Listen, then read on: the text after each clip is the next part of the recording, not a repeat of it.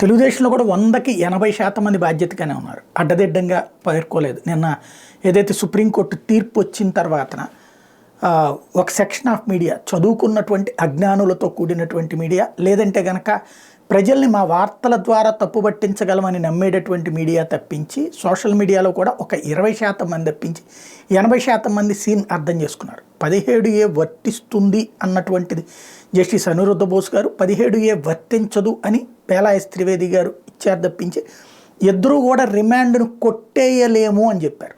రిమాండుని కింద మ్యాజిస్ట్రేట్ విధించిన రిమాండుని కొట్టివేయలేము అని తేల్చి చెప్పారు. విచారణ కొనసాగించచ్చని ఇద్దరు చెప్పారు. కానీ కేసులో బాబుకి పాజిటివ్, బాబు గారికి అనుకూలంగా వచ్చేసింది, ఇక కేసు కొట్టేసినట్టే అంటూ తప్పుడు ప్రచారాన్ని చేసుకుంటూ వస్తున్నారు.